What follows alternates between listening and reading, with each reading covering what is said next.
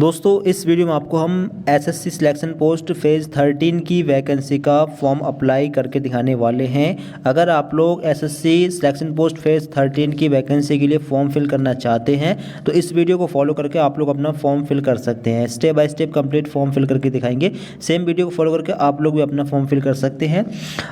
Website है ये ssc.gov.in, इसका लिंक मिलेगा आपको डिस्क्रिप्शन बॉक्स में, उस पर क्लिक करना है और इस वाले पेज पर आपको आ जाना है। बाकी इसको आप सर्च भी कर सकते हैं अगर लिंक ना मिले तो, ठीक है। अब अगर आपने पहले कभी भी एसएससी का फॉर्म भरा है कोई भी, यानी पिछले साल या इससे पिछले साल अगर आपने कोई भी एसएससी का फॉर्म भरा है तो आपको रजिस्ट्रेशन करने की ज़रूरत नहीं है, आप डायरेक्ट अपने फॉर्म को लॉगिन कर सकते हैं, ठीक है। मान लीजिए पिछले साल आपने CHSL का या फिर CGL का कोई वैकेंसी का फॉर्म भरा है तो आपको रजिस्ट्रेशन करने की ज़रूरत नहीं है। सीधा इस वाले पेज पर आएँ और आप लोग अपना रजिस्ट्रेशन नंबर यहाँ पर डालें। रजिस्ट्रेशन नंबर आपको आपके एडमिट कार्ड एग्ज़ाम फॉर्म वगैरह पर मिल गया होगा और SMS वगैरह पर भेज दिया होगा। रजिस्ट्रेशन नंबर यहाँ पर डालिए, जो पासवर्ड आपने बनाया था फॉर्म भरते टाइम वो यहाँ पर डालिए। अगर भूल गए हो तो फॉरवर्ड पर क्लिक कर सकते हैं और रीसेट कर सकते हैं। आगे जो भी टेक्स्ट आपके सामने आए वो कैप्चा यहाँ पर डालिए। इसके बाद में लॉगिन कर लीजिए, लॉगिन पर क्लिक करके। फिर इसके बाद में आपका डैशबोर्ड आपके सामने ओपन हो जाएगा। आपका फ़ोटो वगैरह आपके रजिस्ट्रेशन की इन्फॉर्मेशन आपको शो हो रही होगी।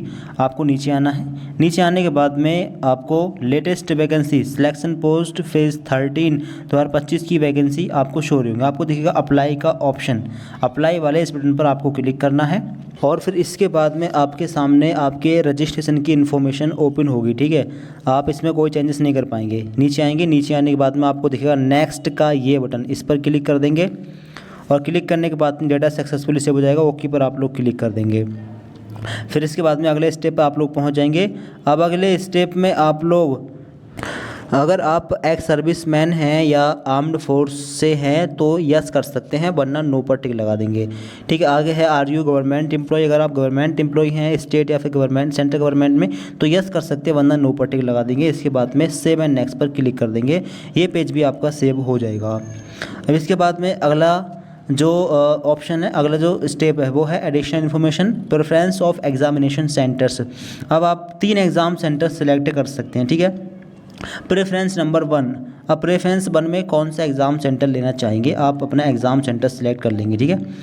जो एग्ज़ाम सेंटर लेना चाहें अपना एग्ज़ाम सेंटर यहाँ पर आप एक सिलेक्ट कर लें। आगे है प्रेफरेंस नंबर 2, दूसरा एग्ज़ाम सेंटर सेलेक्ट कर लें जो आप लेना चाहें। और आगे है प्रेफरेंस नंबर 3, 3 एग्ज़ाम सेंटर आप ले सकते हैं, कोई भी 3 एग्ज़ाम सेंटर जहाँ पर आपको एग्ज़ाम देने जाना है, ठीक है। अगर नंबर 1 पर नहीं आता है तो 2 पर आएगा, नंबर 2 पर नहीं आता फिर नंबर 3 वाले एग्ज़ाम सेंटर पर आपका एग्ज़ाम होगा। आगे है are you person with benchmark disabilities, तो ये ऑप्शन ब्लैंक रहेंगे। अब इसके आगे है do you have a physical limitation to write as per para 9.2, तो अगर आपके पास फिजिकल लिमिटेशन का सर्टिफिकेट है तो यहाँ पर यस कर सकते हैं, वरना नो पर टिक लगा देंगे। नहीं होगा आप नो पर टिक लगा देना सिंपली, ठीक है। नीचे वाला ऑप्शन ब्लैंक रहेगा। आगे इसके बाद में आप सेव एंड नेक्स्ट पर क्लिक करके इसको सेव कर देंगे। इसके बाद में आपकी डिटेल सेव हो जाएगी। ओके पर आप लोग क्लिक कर देंगे। इसके बाद में अगला स्टेप ओपन होगा। अगला स्टेप है post related details, region to which the post belongs. अब किस रीजन के लिए आप किस पोस्ट के लिए अप्लाई करना चाहते हैं, किस रीजन के लिए, सेंट्रल रीजन या ईस्टर्न रीजन या कर्नाटका केरल रीजन या मध्य प्रदेश रीजन के लिए, अपना रीजन जहाँ पर आपको पोस्ट चाहिए, ठीक। आगे रहेगा ये सेव होगा। आगे पोस्ट कोड, तो काफ़ी सारे पोस्ट कोड आ रहे हैं, पोस्ट कोड आपको एक यहाँ पर लेना होगा, ठीक है। तो इसका मतलब है कि आपको किस पोस्ट के लिए अप्लाई करना है वो चीज़ सिलेक्ट करनी है, ठीक है। जैसे कि CR 10424 में टेक्निकल सुपरिटेंडेंट प्रोसेसिंग की पोस्ट है। दूसरा देखते हैं यहाँ पर 10625 में साइंटिफिक असिस्टेंट की पोस्ट है। और देखें नीचे CR 11625 में टेक्निकल ऑपरेटर ड्रिलिंग की पोस्ट है। तो किस पोस्ट के लिए अप्लाई करना है वो यहाँ से सिलेक्ट, पोस्ट कोड के थ्रू पता चलेगा, ठीक है। पोस्ट कोड सिलेक्ट कर देना, फिर यहाँ पर देख लेना कौन सी पोस्ट आ रही है, जो पोस्ट आपको चाहिए वही यहाँ पर आ रही है तो फिर ठीक है, ठीक है। आगे आएगा लेवल ऑफ पोस्ट, ये अपने आप सिलेक्ट हो जाएगा, 10th लेवल की पोस्ट है। कैंडिडेट क्वालिफिकेशन, ये ऑप्शन नीचे रहेगा। Highest qualification, highest education qualification, आपने हाईएस्ट क्या कर लिया है, 10th के बाद में 12th भी कर लिया हो तो ये है। अगर 12th के बाद में ग्रेजुएशन भी कर लिया हो तो फिर ग्रेजुएशन का ऑप्शन ले सकते हैं, ठीक है। अब आगे आएगा indicate details of any other educational qualification relevant of the post. Post के रिलेवेंट अगर आपके पास कोई और क्वालिफिकेशन डिटेल्स हो तो उसकी डिटेल्स यहाँ पर दे सकते हैं, ठीक है। आगे essential qualification for the post, matriculation from a recognize board, यानी कि आपने मैट्रिक 10 क्लास पास कर लिया होना चाहिए किसी भी बोर्ड से, ठीक है। I have read the above post related requirements, इस पर क्लिक कर देंगे। Do you possesses required essential qualification for the post, ठीक है, तो नो रहने देंगे यहाँ पर। Do you possesses required experience for the post, experience हो तो यस कर सकते हैं, नॉट एप्लीकेबल पर टिक लगा देंगे, ठीक है। नहीं हो तो नॉट एप्लीकेबल टिक आपको लगाना है। Seeking age relaxation, age relaxation अगर आप ओबीसी एससी एसटी में आते हैं तो आपको एज में छूट मिलेगी, ठीक है, फिर आप लगाएंगे, यस करेंगे। अगर नहीं आते, अगर जनरल से आते हैं तो फिर आप नो करेंगे। यस करेंगे तो फिर आपको एज रिलैक्सेशन में अपना, अगर ओबीसी से आते हो तो ओबीसी सिलेक्ट कर लेंगे, ठीक है। ओबीसी से अगर आते हो तो, एससी एसटी के लिए नहीं है, तो ओबीसी से अगर आप आते हो तो यस करेंगे एज रिलैक्सेशन में, और यहाँ पर ओबीसी सिलेक्ट कर लेंगे। अगर नहीं आते तो फिर नोट टिक करेंगे। इसके बाद में सेव एंड नेक्स्ट पर क्लिक करके इसको सेव कर देंगे। तो यहाँ पर do you possess required essential qualification for the post, यहाँ पर आपको यस करना है, ठीक है, यस करना है, तब ये सेव होगा। यस करेंगे तब जाकर ये पेज सेव हो जाएगा। ओके पर आप लोग क्लिक कर देंगे। इसके बाद में रहेगा फोटोग्राफ अपलोड करने का सेक्शन। अब यहाँ पर जो लिखा है फेस ऑथेंटिकेशन स्टेटस पेंडिंग, सबसे पहले आपको फेस ऑथेंटिकेशन कंप्लीट करना है, इसके बाद जाकर आपका फ़ोटो अपलोड होगा। ये कैसे करना है, इसके लिए आप लोग को ये जो बारकोड दिख रहा है इसका स्क्रीनशॉट लेकर इसको गूगल लेंस में जाकर स्कैन करिए, वहाँ पर एक ऐप आएगा। कैसे करना है अभी देखें। तो कैमरा को ओपन करें, इसके बाद में गूगल लेंस आपको दिख रहा होगा ऊपर, जहाँ पर भी गूगल लेंस है, या फिर क्रोम पर इसको सर्च कर सकते हैं, ठीक है। क्रोम पर फ़ोटो को ले जाकर आप जो है स्क्रीनशॉट को सर्च कर सकते हैं। इसके बाद में आप अपने फ़ोटोज़ में जाएँ और जहाँ पर आपने स्क्रीनशॉट खींचा है उसको लेकर आएँ, ठीक है। इसके बाद में यहाँ पर आपको एक ऐप शो हो रहा होगा प्ले स्टोर, डायरेक्ट आप प्ले स्टोर पर पहुँच जाएंगे इस ऐप को डाउनलोड करने के लिए। तो हमारे फ़ोन में ये इंस्टॉल है, आप इंस्टॉल कर लेना, ठीक है। इसके बाद में ओपन का ऑप्शन दिखेगा, ओपन आप लोग कर लेना। फिर इसके बाद में आपको दिखेगा लॉगिन और रजिस्टर, ठीक है, इस पर आप लोग क्लिक करेंगे। अब अपना यूज़र नेम यानी कि अपना रजिस्ट्रेशन नंबर यहाँ पर डालेंगे, पासवर्ड यहाँ पर डालेंगे, और जो टेक्स्ट कैप्चा आपके सामने है वो यहाँ पर डालेंगे, और आप लोग लॉगिन कर लेंगे। इसके बाद में आपका फॉर्म लॉगिन हो जाएगा। अब आपको दिखेगा अप्लाई का ऑप्शन, इस पर क्लिक करें, ठीक है। इसके बाद में जितनी वैकेंसी आएंगे सारी वैकेंसी आपको शो हो रही होंगी। अब आपको दिखेगा कौन सी वैकेंसी के लिए अप्लाई करना चाहेंगे। कंबाइंड हिंदी ट्रांसलेटर एग्जामिनेशन, ये वैकेंसी आ चुकी हैं, और सिलेक्शन पोस्ट फेज़ 13 की वैकेंसी आ चुकी हैं। जिसके लिए अप्लाई करना हो आप लोग उस पर क्लिक करें, ठीक है। इसके बाद में अप्लाई का ऑप्शन दिखेगा, इस पर क्लिक करें। अगर आपने थोड़ा बहुत फॉर्म भर दिया है तो माई एप्लीकेशन में जाएं, सीधा वहाँ से आप लोग फॉर्म फिल कर लेंगे। अब आपकी इन्फॉर्मेशन आपको शो होगी, सेव एंड नेक्स्ट पर क्लिक कर दें, ठीक है। फिर ये आपका सेव होगा, और इसके बाद में फिर से सेव एंड नेक्स्ट पर क्लिक कर देंगे, और फिर आप लोग इसके बाद में यहाँ पर पहुँचेंगे। अब आप ध्यान से देखिएगा, आपको देखिएगा I concern to see use my Aadhaar data authentication purpose by SSC, आपको इस बॉक्स पर टिक करना है। इसके बाद में देखिएगा आधार फेस ऑथेंटिकेशन, इस पर आप लोगों को क्लिक करना है। अब जैसे आप इस पर क्लिक करेंगे फिर से एक ऐप डाउनलोड करने के लिए बोला जाएगा, download Aadhaar face RD from play store, okay पर क्लिक कर देंगे, डायरेक्ट यहाँ पर पहुँच जाएंगे। अब यहाँ से आधार फेस आरडी इस ऐप को भी इंस्टॉल करेंगे। आई एम अवेयर, इस पर क्लिक कर देंगे और प्रोसीड पर क्लिक करेंगे। आपके सामने कैमरा ओपन हो जाएगा।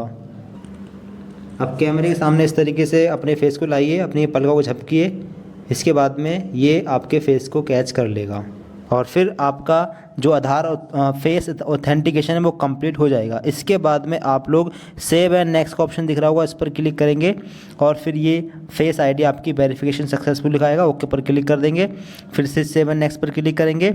इसके बाद में आप लोग अब इस वाले पेज पर जाएंगे। अब चाहें तो आप इसी ऐप से अपलोड कर सकते हैं फ़ोटो सिग्नेचर, और चाहें तो आप गूगल पर या क्रोम पर जाकर अपलोड कर सकते हैं।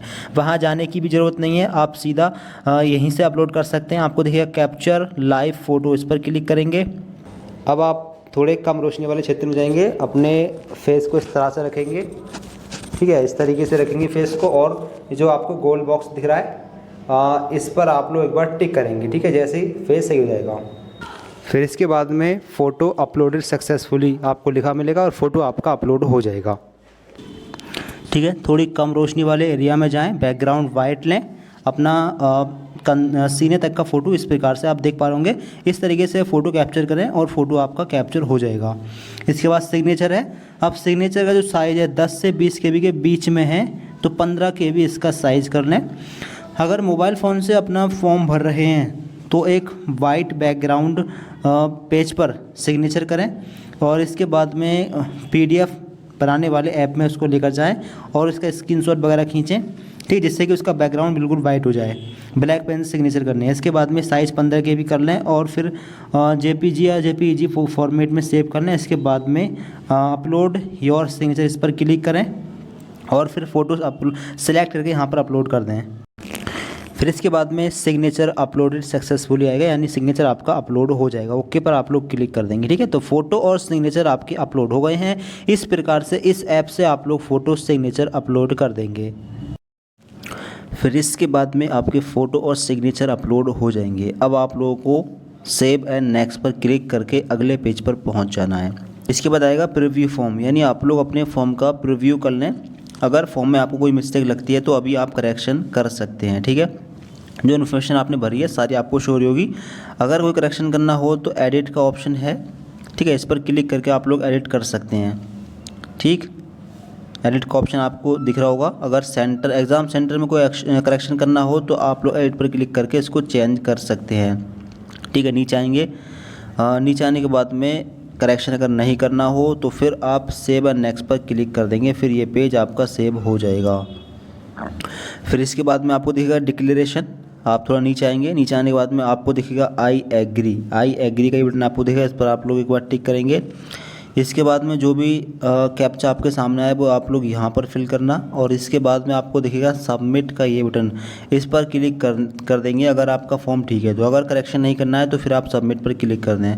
अगर फॉर्म में कोई मिस्टेक है तो सबमिट करने से पहले आप करेक्ट कर लें, वरना फिर करेक्शन नहीं हो पाएगा। ठीक है, सबमिट पर क्लिक करते ही फॉर्म फाइनल सेव हो जाएगा, फिर करेक्शन नहीं हो पाएगा। फिर अगर करेक्शन करने की ज़रूरत पड़ी तो फिर करेक्शन डेट में करेक्शन हो पाएगा, जिसकी फ़ीस फर्स्ट टाइम रहेगी 200 रुपये। अगर करेक्शन करना हो तो फर्स्ट टाइम फ़ीस 200 रुपये जाएगी, सेकंड टाइम 300 रुपये फ़ीस जाएगी। ठीक है, तो इसलिए अगर करेक्शन करना हो, कोई चीज़ गलत है तो अभी करेक्शन कर लें, गो बैक पर जाकर करेक्शन कर सकते हैं। ठीक है, करेक्शन नहीं करना हो तो सबमिट पर क्लिक कर दें। फिर ये फाइनल पेज जो है आपका फाइनल सबमिट हो जाएगा, फिर फीस आपको पे कर देनी है। फिर इसके बाद में आपके सामने ऐसा पेज शो होगा, form received successfully, content verification pending. ठीक है, वो आपको दिखेगा मेक पेमेंट, इस पर क्लिक करके आप लोग अपना पेमेंट कर देंगे। और फिर इसके बाद में आपके सामने पेमेंट मोड आएंगे। स्टेट बैंक को आप लोग सिलेक्ट कर लेंगे। ठीक है, और इसके बाद में पे का ऑप्शन दिखेगा, इस पर क्लिक करके अपनी फ़ीस को पे कर देंगे। 100 रुपये फ़ीस जा रही है सभी कैंडिडेट की। ठीक है, जनरल कैटेगरी और OBC कैटेगरी की फ़ीस 100 रुपये है, SC ST की 0 रुपये फ़ीस है। तो अपनी फ़ीस आप लोग पे कर दें। इसके बाद में आप इसका प्रिंट निकाल सकते हैं दोबारा फॉर्म को लॉगिन करके।